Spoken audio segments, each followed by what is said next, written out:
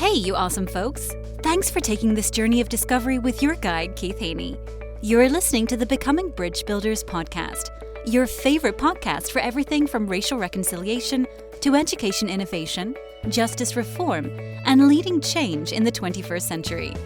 This podcast is for people who love to be challenged with difficult topics, but want practical solutions to solve these challenging issues. Becoming Bridge Builders makes change possible. Each week on the podcast, Keith invites innovative thought leaders to share how they are building bridges in their area of expertise. You will hear breakthrough ideas and concepts that are changing the world. He's featuring guests who are best-selling authors, leaders at Microsoft, entrepreneurs, leading educators, professors, lawyers, and so many more. Listen in to learn how you can be the bridge to the change you are seeking. Welcome back to the show. I am your guest, your host, Reverend Keith Haney. Today's guest is someone whose career spans law, leadership, and now authorship. Larry Ulrich is a former antitrust prosecutor with the U.S. Department of Justice and has served as CEO of multiple organizations, from public and private companies to nonprofits, including the publisher of 2 daily newspapers in Tucson and a clinical arm of the University of Arizona College of Medicine. Now, Larry brings his deep experience and patriotic perspective to the page of his new book, co-authored by the Honorable Paul Johnson, the former mayor of Phoenix and political veteran of over 40 years, including service as an international delegate for the U.S. Department of State. He has founded numerous startup businesses, including Redirect Health. What's right with America and how we can keep it that way? In a time with permissive pessimism dominates headlines, this book offers a bold and unapologetic, optimistic view of America's future. Rooted in its founding principles, resilient spirit, and the power of individual agency, we welcome Larry to the show. How you doing, Larry?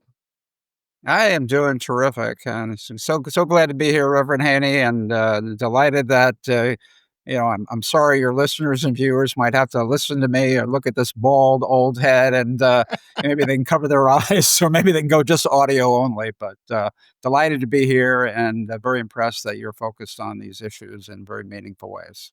Well, we need to find ways to not look at the negative part of life, because that just keeps us in the cycle of a drain that just keeps going down the tube. So I like to bring people on who have an optimistic view, because as a believer, I have to be optimistic because I know how this all ends. So that's how I approach it.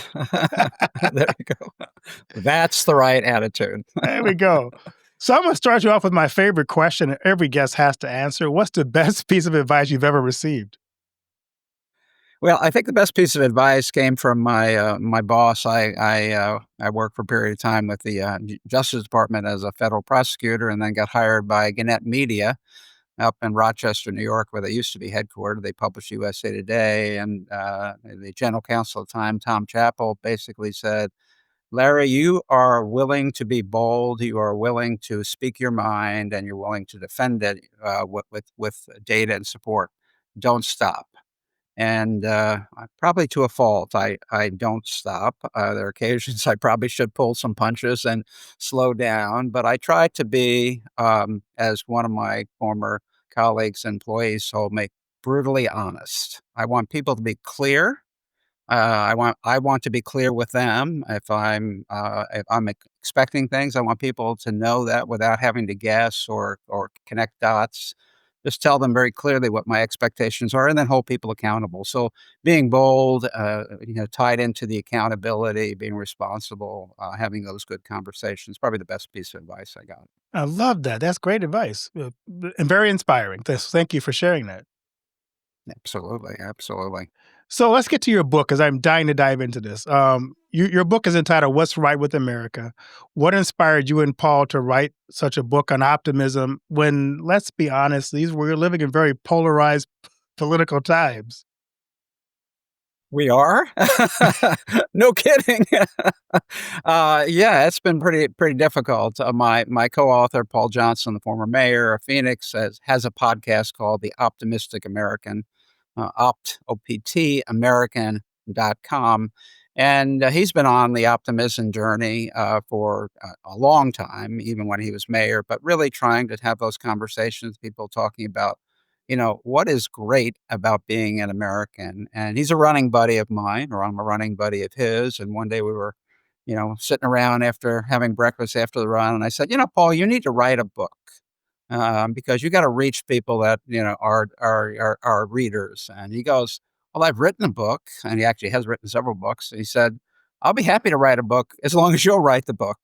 And I said, "Okay, I have not. I've written a lot over my career, but I've never written a book, and I've always wanted to, and so I did." And I was inspired by Paul, and then I was inspired by the ability to go back to the library, as as old fashioned as that sound, and pull down the books. And as you know, doing the research and then connecting those dots and those concepts together was and to really start to provide this optimistic voice in a comprehensive way. And I will just slide towards the kind of the premise of the book, which is really, we are in America. We have been designed. We have a designer.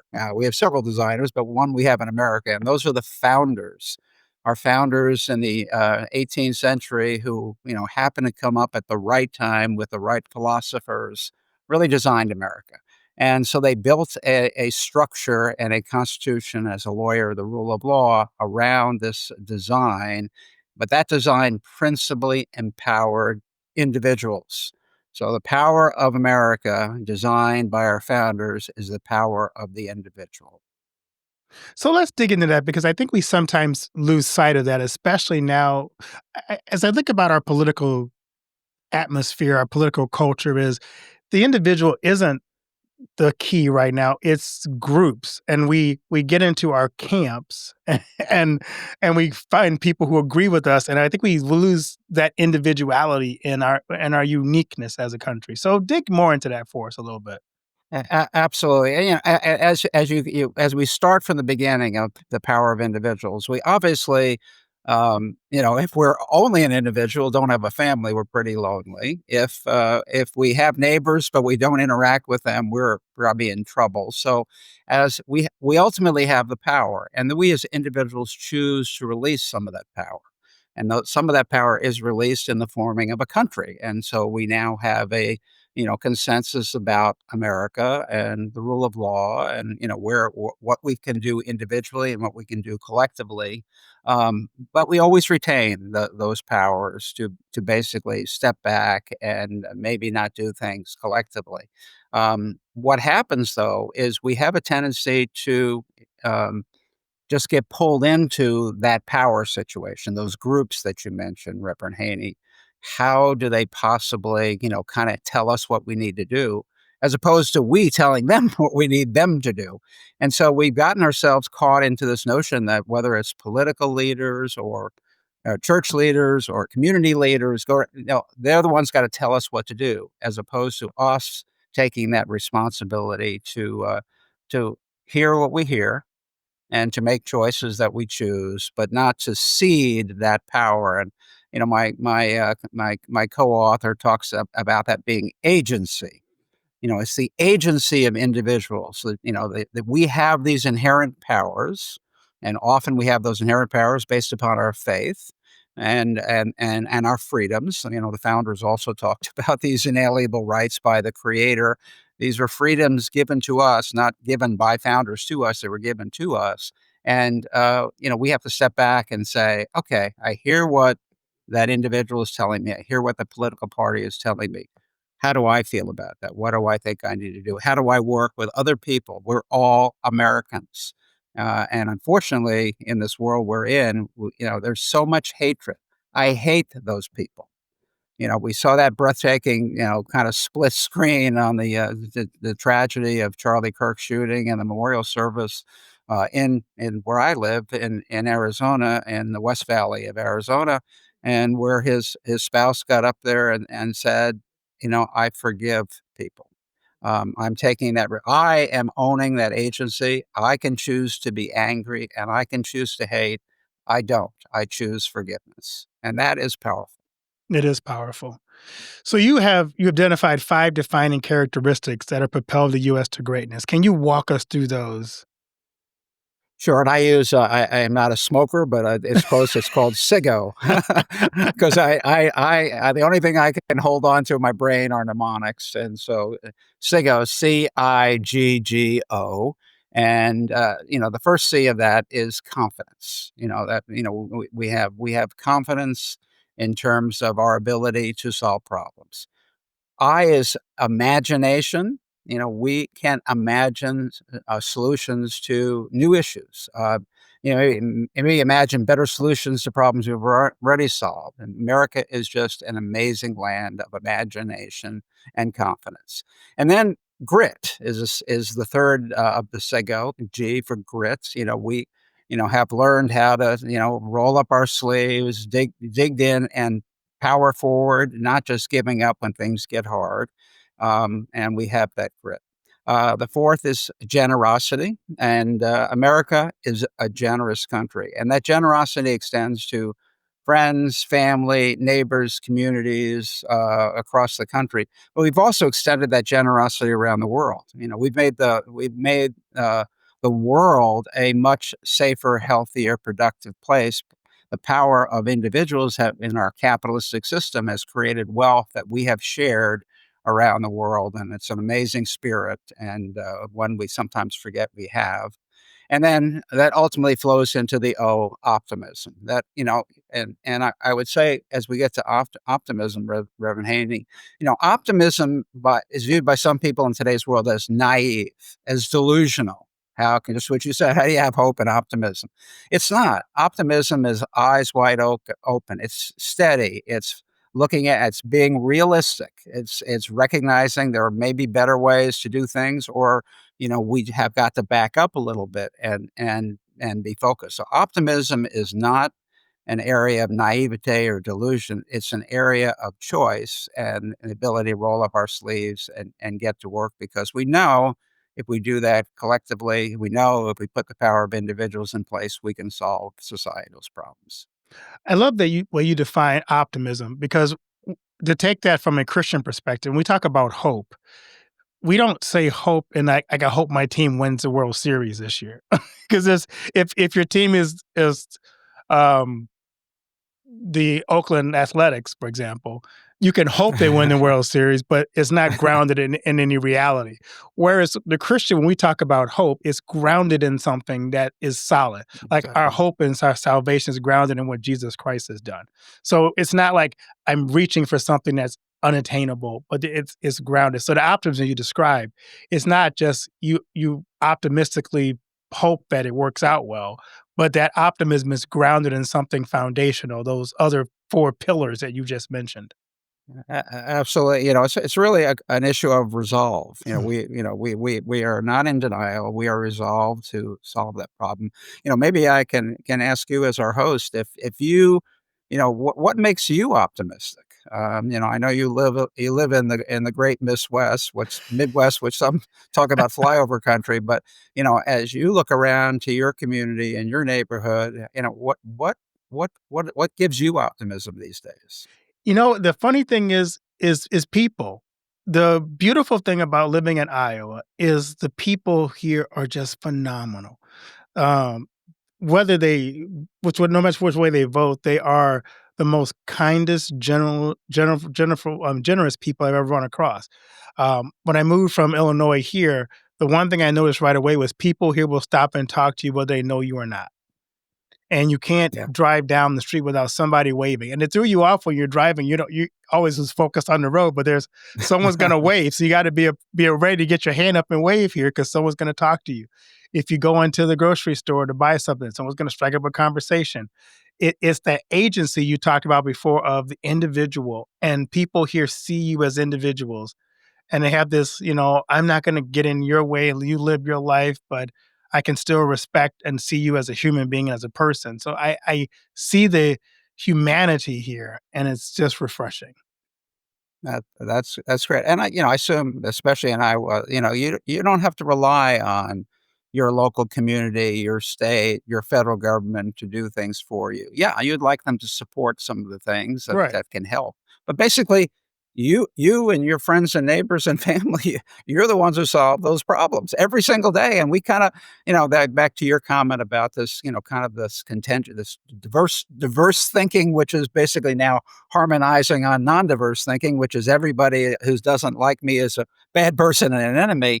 I mean, we don't do that. I'm sure in churches and synagogues in Iowa, there's very different political persuasions, but those folks are loving each other and working together and not going, you're a Republican or Right. we're a Democrat or and it's just you're a member of the congregation, you're a neighbor, and it does seem for many people, yeah, that's naive. I mean, look at neighbors in the Middle East. A wonderful time today to be celebrating the release of the hostages, but look at that hatred. Yeah, look at that hatred and say to yourself, would you want that in America? Do you want Iowa hating Illinois? Do you want where I live, Arizona hating New Mexico? Different political voices across. No, they're patriots. They're Americans. I may not agree with their views, and I'd love to understand why they view that. And I may walk away from a conversation without any change of my view, but I want to hear what people say and why they believe what they believe, and then maybe push back. But then walk away and go, let's get a cup of coffee or a beer or a sandwich. And we've lost a little bit of that. It's just, and whether it's social media, I mean, when I was at the newspapers in Tucson, we actually launched the 5th newspaper on the internet, and there's some interesting stories about how that kind of a sense will bring democracy to America, and it actually brought I'm it brought hell to America in many, many ways. And, it's a shame because I think the tools were there for it to have it turned out differently. It's just, I don't know how we get that into a different place over time. We'll see. Yeah, one of the goals of this podcast too was to invite different voices on to have a conversation. I remember the Fox message a long time ago was fair and balanced. So, so my goal was I don't know everything, but I'd love to give people the opportunity to have a conversation. We don't do that often. I don't always agree with all of my guests, and they don't always agree with me. But at the end of the day, my goal is to have a respectful conversation and hope that we all grow from it. Yeah, absolutely. And I admire what you do. So I want to get into something else in your book. Is we touched on it, but I want to dig deeper into it. Individual empowerment over collective fear. We see that playing out so much in our political system today. Talk about that and how your book kind of tries to address that. Well, I think we try to address it in part through stories. Talk about, and the book has a number of stories, and one of the ones we profile is Paul, when he was mayor of Phoenix, happened to have the opportunity to meet with Rosa Parks in Phoenix.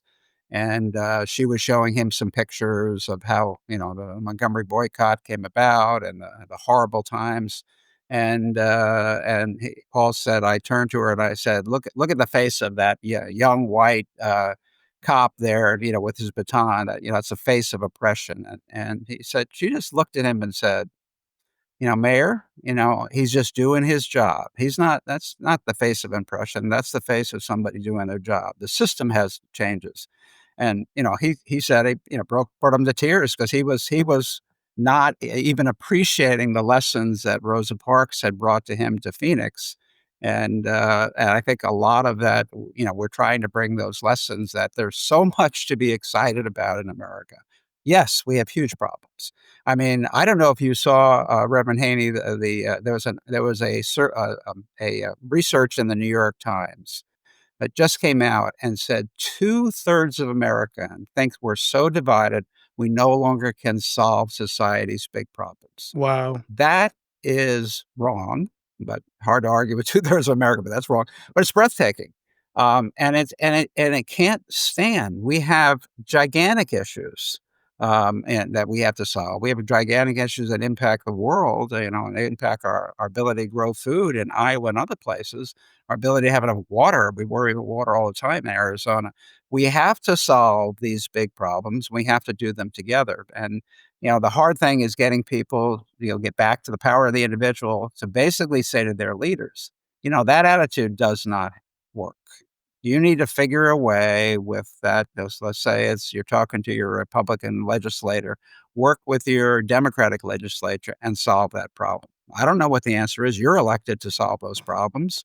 The public puts you in office. You don't put us in voting for you, and solve your problems. And I last part of this story, I read a friend of mine, a business friend in our area, was a former columnist with the Arizona Republic, Bob Robb, and he wrote a column about how outrageous this whole government shutdown is. Both sides, both parties, been doing it for years. And he said, if you want to criticize the Republicans, they had full control of the government. They have presidency, the House, and the Senate. And if they had passed their budget bills on time, could not be filibustered by the Senate. So if they had just got down, worked on a couple of things with their Democratic colleagues, passed budget bills, they would have then gone to the Senate and it would have been a majority vote. But because they failed to do their job, put the power in the hands of the Democrats. Democrats, on the other hand, are filibustering like crazy. And for 13, 14, 15 times under President Biden, they said that's just outrageous. That no one should shut down the government. So, I mean, we as Americans should look at those people and say, who are you? We need to find better people to serve us because you're not, we didn't send you to Washington to fight. We send you to Washington to fix. And we're not getting a whole lot of fixes. We're getting a whole lot of attitude. One of the things I did in my doctoral dissertation was we had to go to Washington, D.C. to learn how policy is made. And one of the ugliest things in the world is to figure out how the sausage is made. So, And if you ever read legislation, I mean, I'm a lawyer. I do a lot of writing, a lot of reading. You read a piece of legislation, it's like there's 1,700 different bills that are take the and put a comma in. I mean, there obviously are very talented young people mostly who are doing that work, but it's not a pretty thing to watch, and hopefully you get a better outcome. And we need we need prettier and better outcomes too. we do. I'm curious, how do you think about you and Paul and your different backgrounds, you in media, him in healthcare? How has your past experience impacted your view of America going forward? Well, I was lucky to. I mean, I'm being a federal prosecutor. I was in my mid-20s, able to stand up in court and say, representing the people of the United States, Your Honor. There was times that judges occasionally said, "You seem pretty proud of that, Mr. Aldrich," and I go, "Well, I'm quite proud, Your Honor." They go, "Shut up and call your first witness." So occasionally, I got the old snap back, which was probably appropriate, but. I got to do that, and then I got to be hired by one of the larger media companies in the country, and then I had the amazing opportunity to come out and run the newspapers in Tucson and actually now be on the front lines and see the impact of the First Amendment, both free speech and freedom of the press. I mean, there are very few businesses that are actually expressly articulated in the Constitution. And free press, and press covers radio, television, social media, newspapers, it is just, it's an incredible responsibility. And every day I'd look at that American flag out of my window, and every day I would run verbally, mentally up the flag of the First Amendment because we had great responsibilities. So, kind of that combination and every lawyer thinks they're a constitutional lawyer. So, so I certainly thought I was a constitutional lawyer and did some work on that. And then connecting that to the free press and free speech, kind of made me just incredibly patriotic, because I saw every single day the power that we put in place for people to hear information they would not otherwise hear and to have information they could act on. Today, unfortunately, too many people get their daily news from a little blurb on social media, which may be wrong, may not have depth, may not have context, certainly doesn't have depth or context. And it's very difficult to think, how might we look at that differently? So I was very lucky. And I also was lucky that the newspaper business was a wonderfully big, great, successful business back in the 90s. It's unfortunately a shell of itself today.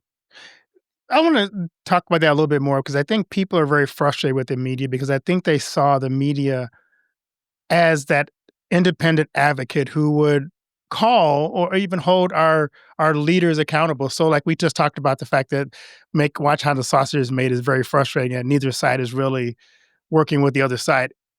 There was a time when the media would hold both sides accountable. And that I think that helped get the voice of the individual out there. How can we continue to be optimistic, to play devil's advocate, when we don't seem to have those people holding the people in power accountable? Reverend, let me ask you a foundational question before I answer a question. Sure. How would you define the media?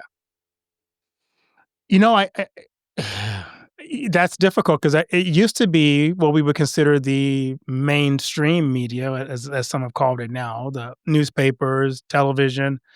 I think the media has shifted now to more independent content creators, and their voices are elevated, some rightly so, some not rightly so.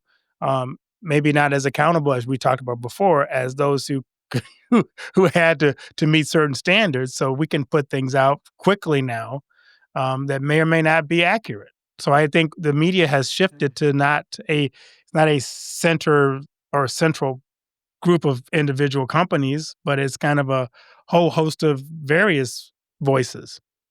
Yeah, and a slight trick question because I often ask a question about the media and I go, well, you're talking about broadcast media or you're talking about social media.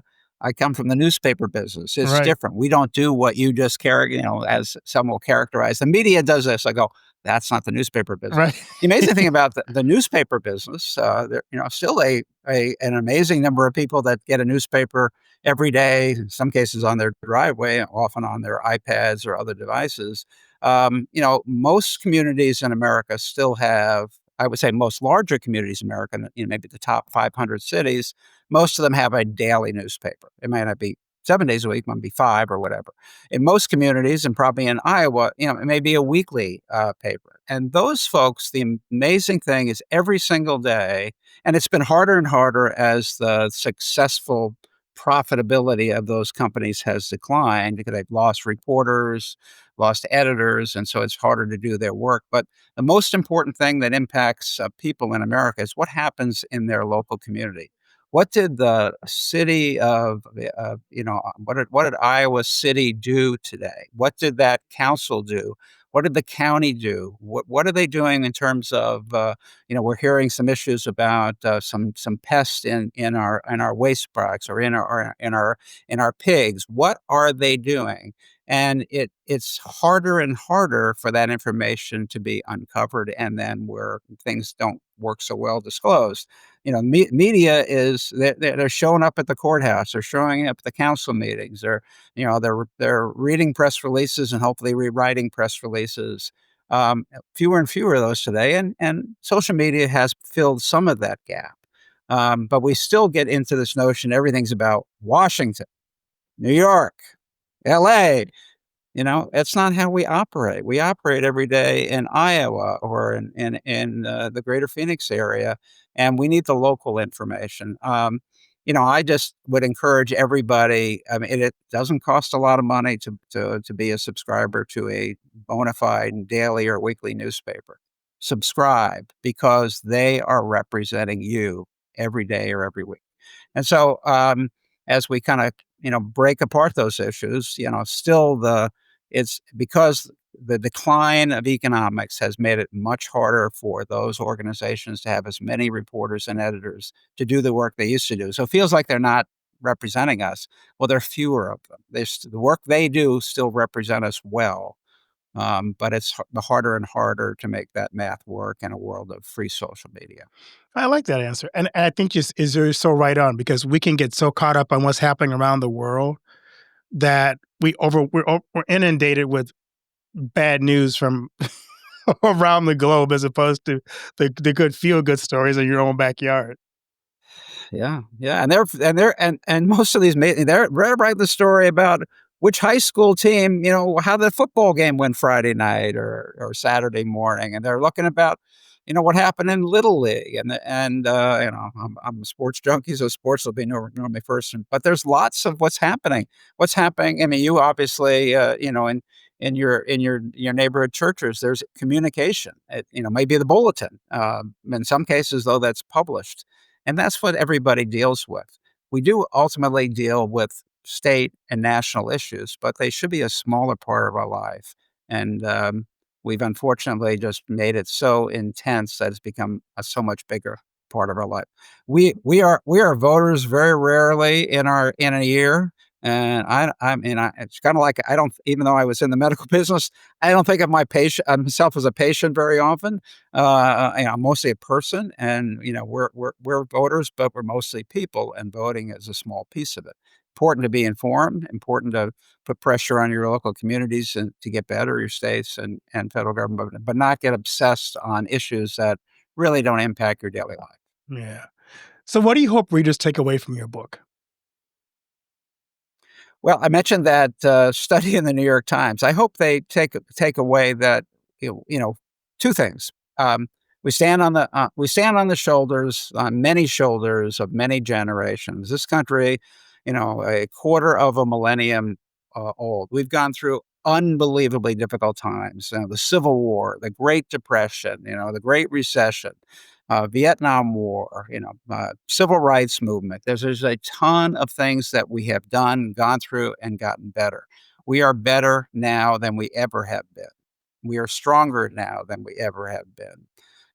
Just one little side is just one podcaster asked me a few months ago. Wasn't because I wanted to be an aerospace engineer. I wanted to build rocket ships, and I went to Georgia Tech basically to do that after the moon landing. And he said, "Wasn't that the height of our innovation?" And I go, "Did you see Elon Musk's chopsticks, Mechanizilla, or whatever he calls it? Did you see?" I mean, I cried. I was tearful. So those issues are coming up every day. So understand we stand on a foundation that's incredibly firm and been tested and gotten stronger. And now we have the ability to solve these problems. We may not have the people in place to solve them, so change the people. Vote out the bums, as they say, if they're not getting the job done, and make sure you articulate, you individually and collectively, what is the job? Is the job to sit there and go to a microphone and make a speech? I don't think so. I think the job is to work through that very painful process of sausage making, creating a bill and getting it agreed to, and getting it signed by the president, getting it upheld by the judiciary.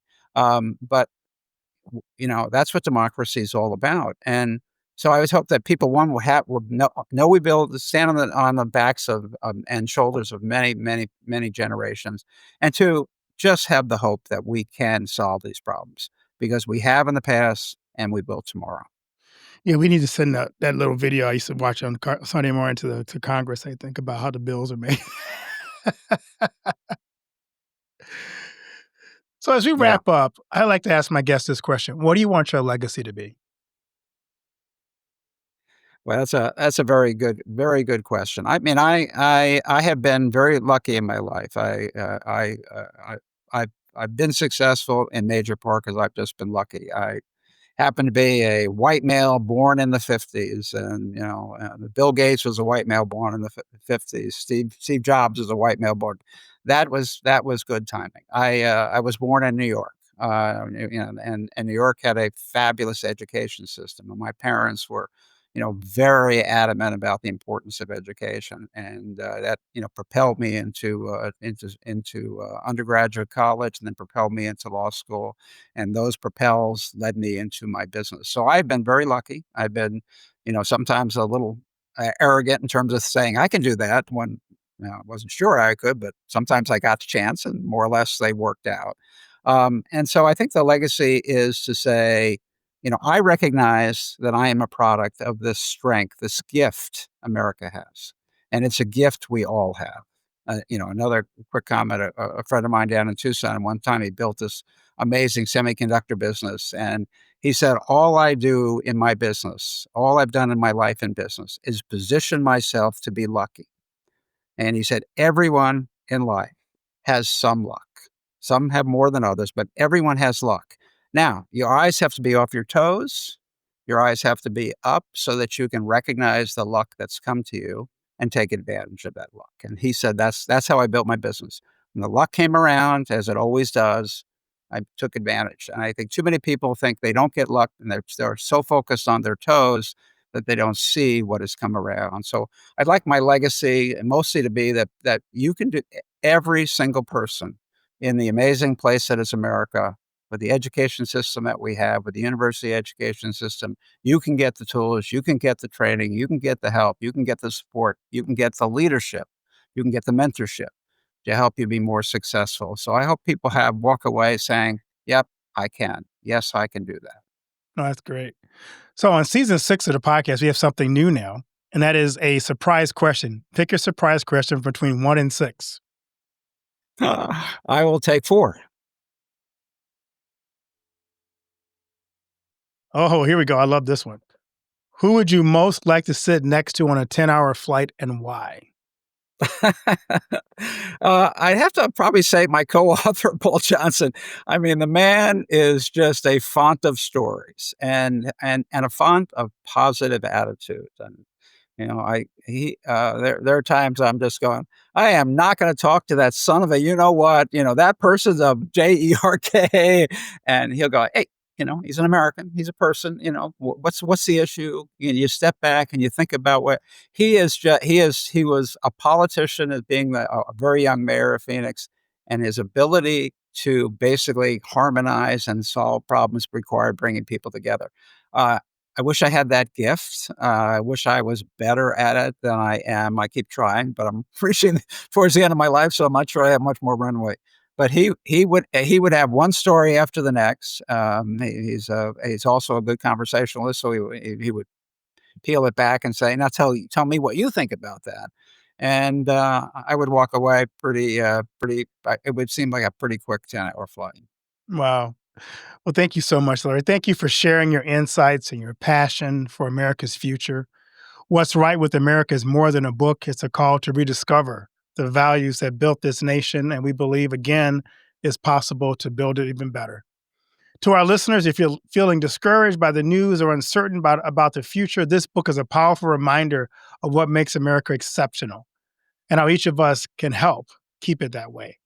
You will find What's Right with America wherever books are sold and learn more about Larry's work by visiting his website. If the episode inspired you, share it with someone who needs a dose of hope, subscribe, leave a review, and keep us in mind for these meaningful conversations going. Until next time, stay informed. More importantly, stay optimistic and keep believing in the promise of a better tomorrow.